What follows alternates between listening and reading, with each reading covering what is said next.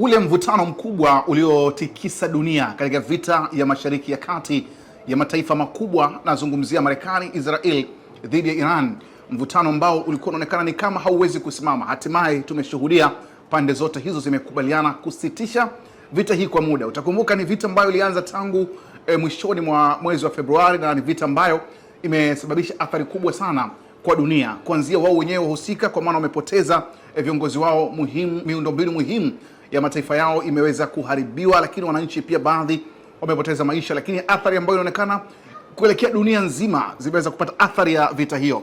Hewani niko na mchambuzi wa masuala ya kisiasa ya kimataifa na mwandishi wa habari pia, Ishaka Mbwana Kihemba. Yeye atakwenda kutazama kipi ambacho amekiona mpaka vita hii imeweza kufikia hatua hiyo ya kusimama kwa muda. Ni kama vile ilionekana ilikuwa ni ngumu pande zote mbili kusikizana, hatimaye imekuwa hivyo. Jicho lake linaonaje? Ndio mwisho wa vita hii ama ndio mwanzo wa mapumziko, lakini wakirejea tutashuhudia vita kali zaidi? Yote hayo tutayashuhudia hapa muda huu ambapo mchambuzi wetu Ishaka Kihemba tayari yuko hewani. Ishaka Mbwana Kihemba.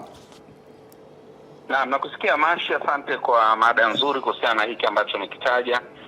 Nirejee nyuma kidogo kwamba si mara ya kwanza Iran na Marekani kukaa kwenye meza ya mazungumzo. Walishawahi kufanya hivyo na Marekani amekiuka mazungumzo ambayo aliwahi kufanya, na hiki ndicho ambacho kilikuwa kinamtia ugumu Iran kwa safari hii kukaa kwenye meza ya mazungumzo. Na labda nirejee swali lako, kwa nini hawa wamekubaliana kufikia hatua hizi. Ukweli kwa hivyokuwa ilionyesha dhahiri kwamba mchoro wa Marekani kuhusu kuipindua serikali ya Iran ilishindikana. Kilichokuwa kinatokea pale ni hasara, hususan katika uwekezaji wa mashambulizi dhidi ya Iran, lakini mgogoro wa ndani wa Marekani, kama ambavyo ulisikia majenerali 10 ilibidi waondolewe kwa sababu ya kupinga serikali ya Trump kuhusiana na uvamizi ambao umeendelea pale Iran. Irani wao walikuwa hawataki tena kusikia kitu ambacho kinaitwa majadiliano, kwa sababu walishafanya hivyo na wakasalitiwa. Kwa hivyo yeye aliamini kwamba wapigane hadi mmoja atakaposhindwa, iwe vita imemalizika moja kwa moja. Swala la kusitisha vita kwa muda lilikuwa haliwezekani na si kitu ambacho alikuwa akikisikiliza. Kwa hivyo inaonekana kwenye jitihada zimefanyika, hususan kwa wajumbe waaminifu wa Iran, kwa mfano China, Urusi pamoja na Pakistan, bila kusahau serikali ya Uturuki imehusika kwa kiasi kikubwa sana. Na Iran ilichotaka ni kwamba kisitokee kile ambacho kimetokea mwanzo, na ndio maana ukaona ametaja masharti ambayo kila mmoja ama kila mchambuzi wa masuala ya siasa kiangalia anasema ni kweli Marekani itaweza kuvumilia kukubali masharti ambayo yametolewa na Iran. Kwa hivyo kwa mtazamo wa jumla ni kwamba Marekani na Iran wote walikuwa wanataka vita isimame kutokana na athari ambazo zimewakumba kila mmoja, lakini isimame kwa namna gani? Nani amfunge paka kengele kuhakikisha kwamba ceasefire inatokea ama kusitishwa kwa mashambulizi yanatokea, ndilo jambo ambalo limeonekana hapa, Abdullahi Mashi. Ukiangalia masharti ambayo ameyaweka Iran, asilimia kubwa ni yale ambayo Marekani hayataki hata kuyasikia, na mara kadhaa amesema kwamba hayuko tayari, ikiwemo Iran kuendelea kumiliki silaha zile za nyuklia kama haitoshi pia. Lakini Iran ya miongoni mwa mambo ambayo ameyaweka, amesema kwamba yeye aendelee kuwa anashikilia ule mfereji wa Hormuz. Pengine haya na yale masharti mengine kwa Marekani ni rahisi kukubali na tushuhudie hii vita inaweza ikakoma. Marekani anachokifanya hapa kwamba ikiwa yapo madhara mawili yamekutana, basi unachagua madhara yenye nafuu ndio unakutana nayo. Kwa hivyo ni jambo tu la kupima kwamba masharti 10 yaliyowekwa na Iran dhidi ya Marekani na Israel, uzito wake ama ugumu wake yote ni dhila kwa Marekani, lakini pia amepima hasara ya kuendelea kupigana, kwa sababu mlango wa bahari wa Hormuz umefungwa.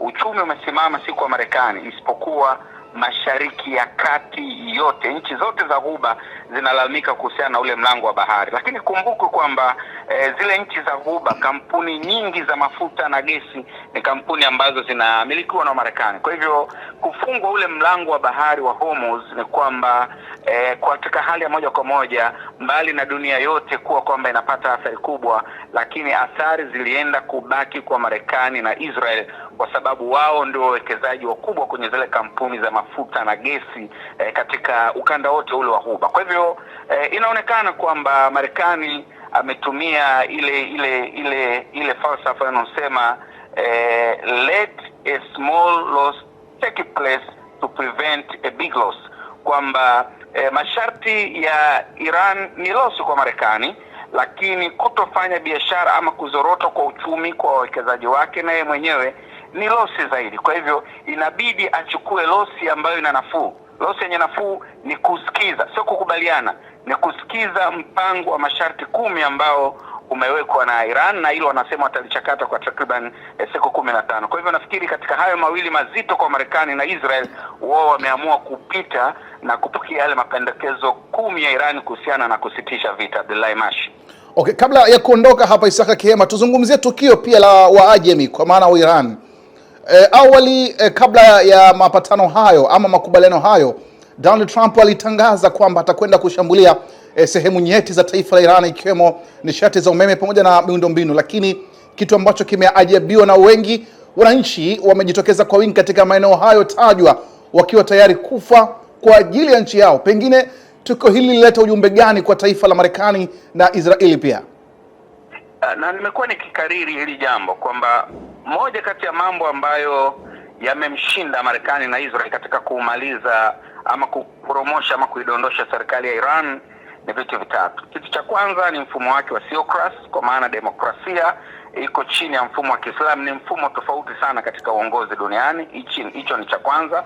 Lakini cha pili ni strategies, mikakati ambayo Iran aliiweka. Iran ilikuwa hapigani tu, kwamba haikuwa vita ya makombora peke yake, lakini ilikuwa ni vita vikubwa sana vya kimkakati, hususan kuzorotesha uchumi Marekani na Israel pamoja na washirika wake.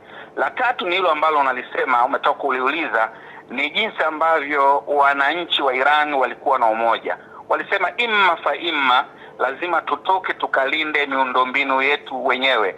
Unawezaje kushambulia maeneo ambayo kuna maelfu ya watu wamekaa pale, kwamba ukishambulia unaenda kuua kina mama, watoto, wazee, vikongo, vijana, wanawake, huku dunia ikiwa inaona. Na ndio maana utaona hata Rais Donald Trump amelalamika, amesema wanachofanya Iran sio sawa, wanatumia watu katika kulinda miundombinu yao. Iran wamesema wao hawajali. Kwa hivyo hiyo ni moja kati ya muunganiko ambao umetokea Iran, na ni jambo la kushangaza. Inaonyesha kwamba Marekani amerudi nyuma, kwa sababu anaona watu ambao nilitangaza mwanzo nitapindua serikali, wao wachukue madaraka, ni wachie nchi yao, ndio hao ambao wanaungana na serikali ambayo imetaka kuipindua. Lakini uzuri wa bahati, inaonekana watu hao wako tayari kwa lolote, wako tayari hata kwenda kwenye maeneo ya mashambulizi ambayo yametangazwa, tofauti na Iran inapotangaza mashambulizi. Kwa mfano, imesema itapiga daraja la King Fahad ambalo linaunganisha Saudi Arabia na Bahrain. Baada ya tishio la Iran,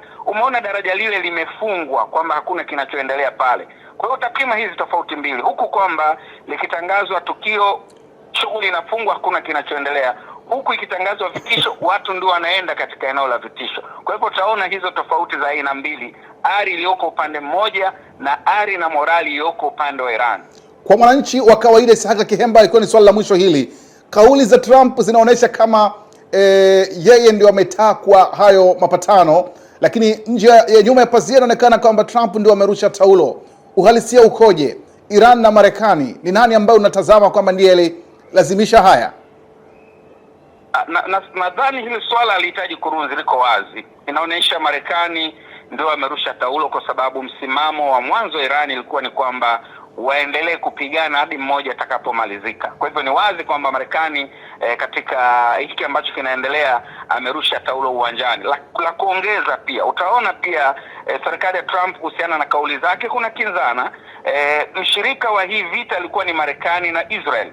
Moja kati ya masharti ambayo yametajwa na Iran kwamba wasishambuliwe washirika wake, akaorodhesha Palestina, Hezbollah, Houthi pamoja na wale na Lebanon. Lakini Israeli ameibuka kupingana na kauli ya Marekani kwamba umekubali hao masharti 10, lakini Israel haikubali sharti la Lebanon kutoshambuliwa. Kwa hivyo utaona washirika wenyewe wamekwisha anza kupinzana, na ndipo ugumu wa vita hii unapokuja. Abdullahi. Naam, alikuwa ni mchambuzi huyo mambo ya kisiasa za kimataifa, lakini pia mwandishi wa habari mkongwe Isahaka Kihemba akizungumza nasi kuhusiana na hichi ambacho kinaendelea huko Mashariki ya Kati. Kwa sasa dunia wote tunakwenda kuzitazama hizi wiki mbili, sio muda mfupi sana katika siasa hizi za kimataifa. Pengine baada ya wiki mbili tutafahamu, je, vita hii itakwenda kumalizika kabisa ama itakuwa ndio mwanzo wa vita kali zaidi itashuhudiwa?